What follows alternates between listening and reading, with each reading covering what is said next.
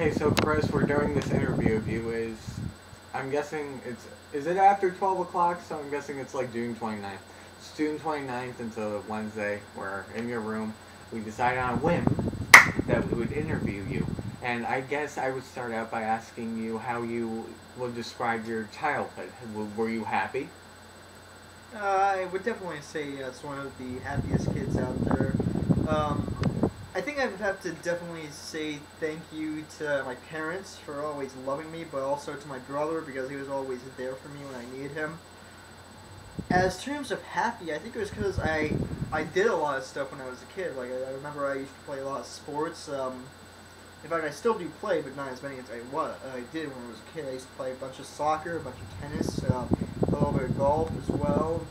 I even remember playing football and completely breaking Terry Phillips' leg.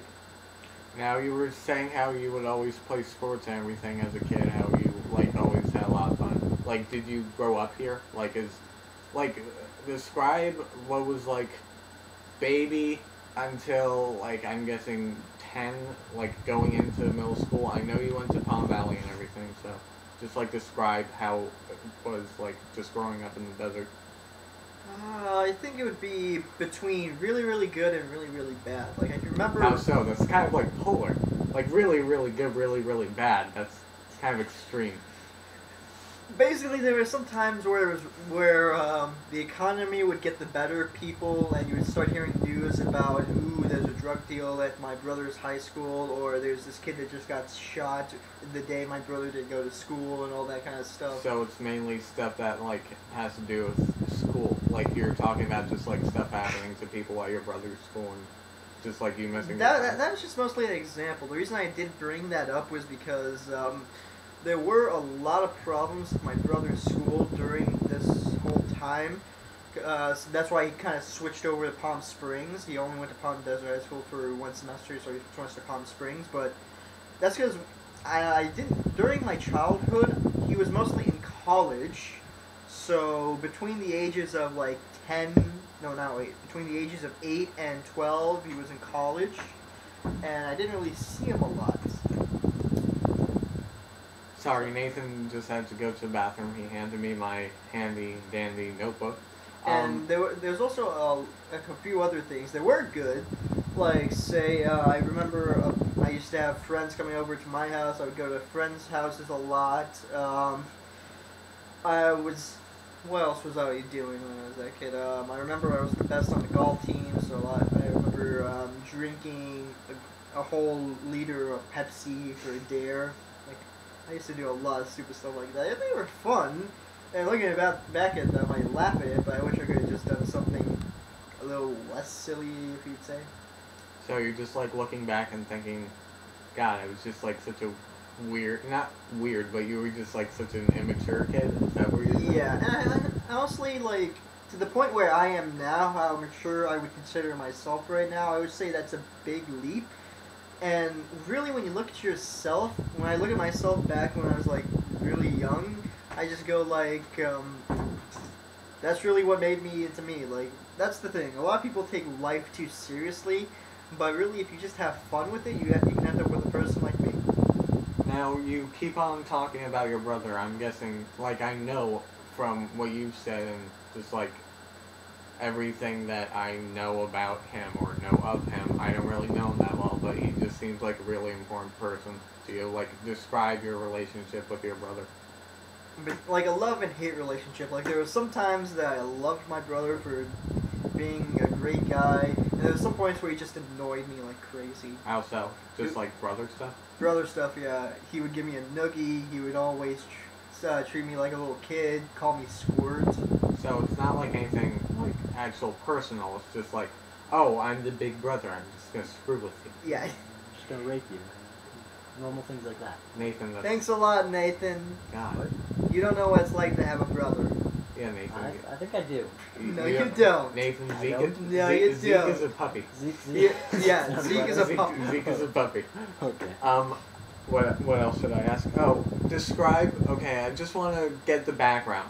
Because we've been talking to Chris like, so we just started. I'm just saying we've been talking to Chris as if we know him, because we know him, but, like, let's just get Chris, just give, like, a background on yourself for people who don't know who you are and want to get to know the real Chris Sabo. For those who do want to get to know the real Chris Sabo, I'm basically a fun guy. I've definitely played a lot of video games in my time. One of my favorite games is Pac-Man, and I still just try to find it in the arcades whenever there's an arcade around, just to spend like 5 minutes on it. Basically, I will listen to anything you have to say, whether it is really, really funny, really, really stupid, really, really annoying, anything. I'm a really good listener, and probably the best aspect about me is just I'm fun to be around. You're a real lovable guy. Yeah, I am really lovable. Why else would you two be here? Yeah. It's not like Matthew wants to play Brawl. What are we doing right now, Nathan? Does this have to do with Brawl? That was very uncalled for. Now, Chris, let's continue with what we're doing. You just, like, describe your upbringing for the camera. My upbringing, I really don't know. Like, I remember the first movie I ever watched was Forrest Gump, and that's because the day that I was born and brought home, my brother got the movie Forrest Gump and just watched it for like 24 hours. Wait, you remember? Oh, okay. You just, like, know from the stories, or do you actually remember when you're a little? Yeah, the first day you're born. Do you remember that? No, I watched the videotapes my mom was recording at the time. So you've lived here your whole life? Okay. Pretty much. Okay, good. Yeah, that does. That's subjective. It doesn't. This is an objective interview. We're not putting subjective. That was rude of me. Okay. Now, Chris,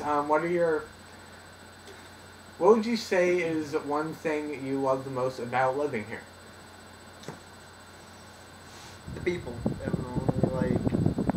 Like, I've not really lived, but stayed kind of like for the summer and stuff at places like Laguna Beach, San Francisco, Las Vegas. Can I just interrupt? Why is it everyone goes to Laguna? It's a great place to go.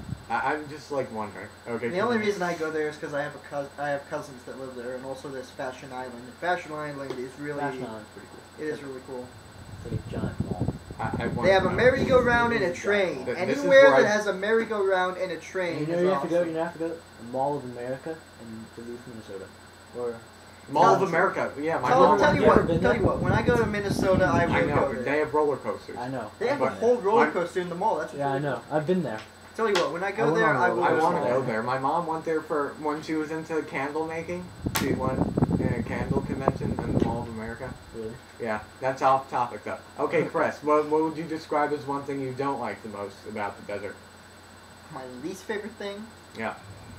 The Mexicans, and not because I am racist, but because every Mexican I met is stereotypical. Like, I'm not even joking.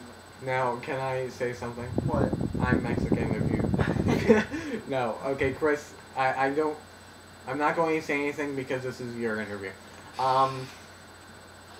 Now, what brought you up to that point, though? Like, you apparently have... Like, the thing is, like, you know all those stereotypes on the news saying, like, there's this Mexican guy that drugs into America? I don't think those are stereotypes. I think those are just people that live there. No, but that's the thing. Like, every Mexican person I've met that isn't over the age of 21 does drugs, and he's, like, really, he has a lot of muscle, he has tattoos all over him.